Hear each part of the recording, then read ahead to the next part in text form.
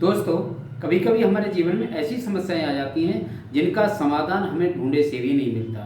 हम फंस चुके होते हैं, हम अपने आप को फंसा हुआ मानते हैं और हम सोचते हैं कि अब हम इनसे किस प्रकार से बच पाएंगे। हमारे पास कोई भी समाधान नहीं है।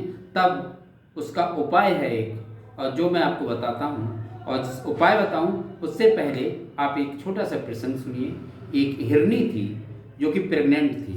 वो अपने बच्चों को डिलीवर करना चाहती थी और डिलीवर करने के लिए जंगल में एक झाड़ी जैसी जगह को देख रही थी। जब वो अपने डिलीवर होने बच्चों को डिलीवर करने के लिए झाड़ी के पास पहुंची, तभी उसने देखा कि सामने एक शिकारी उसके शिकार करने के लिए तीर ताने खड़ा है। वो तुरंत घबरा गई और घबरा गई तो बोली, इस झाड़ी से अच्छा कि मैं पीछे को भागूं। जैसे उसने पीछे को मुंह किया तो देखा कि शेर उसका शिकार करने के लिए खड़ा है। अब वो दो तरफ से गिर चुकी थी। सामने भागती है तो शिकारी तीर मारने को खड़ा है, पीछे भाग रही है तो देख रहा शेर उसको खाने के लिए खड़ा है। उसने कहा अब दोनों तरफ ना जाकर के मैं पीछे भाग चलती हूँ जंगल की ओर। जब जंगल की ओर देखा तो ऑलरेडी जंगल में पहले से आग लगी हुई थी और ऊपर से कड़कड़ाहट हो रही थी, बहुत तेज पानी बरसने वाला था। अब वो लगे बिल्कुल खुले में आ गई तो मुझे ये लोग ऐसे ही मार डालेंगे। अब वो झाड़ी में वहीं दुबक करके बैठ गई कि अब बारिश भी होने को, बच्चों को डिलीवर किया और बारिश में भीग गए तब भी नुकसान होगा। जंगल में भागती हूँ, आग लगी हुई तो मैं खुद ही मर जाऊंगी, बच्चों को कैसे डिलीवर कर पाऊंगी। आगे के लिए जा रही हूँ तो शिकारी मुझे मारने के लिए तैयार खड़ा है और पीछे को भागती हूँ तो तुरंत शेर मुझे खा जाएगा। अब वो बहुत परेशान हो गई, अत्यधिक परेशान हो गई।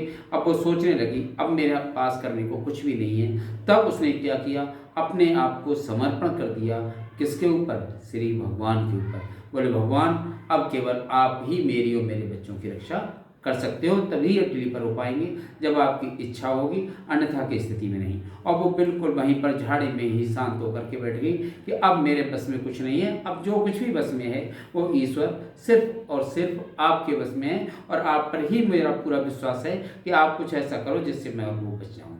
थोड़ी देर बाद बहुत तेज बिजली चमकी और बिजली की चमक के साथ ही जो शिकारी तीर चलाने वाला था उसे लगा कि हाँ सामने हिरनी है, उसने तीर छोड़ा। चमक के साथ उसका निशाना चूक गया और निशाना सीधे लगा जाकर के शेर के निशाना लगते ही शेर एकदम बौखला गया और वो शिकारी को मारने के लिए एकदम दौड़ पड़ा। जैसे ही वो शिकारी को मारने के लिए शेर दौड़ा, तभी मालूम पड़ा कि बारिश शुरू हो गई और बारिश शुरू होते ही जो पीछे जंगल में आग लगी हुई थी वो भी बुझ गई और बुझने के साथ ही उस हिरनी ने बहुत प्यारे प्यारे सुंदर कोमल बच्चों को जन्म दिया। तो यहाँ पर हम देखते हैं कि जब वो हिरनी चारों तरफ से गिर गई थी तो उसका केवल एक ही बचाव का रास्ता था और वो बचा था समर्पण और ईश्वर के प्रति पूर्ण विश्वास।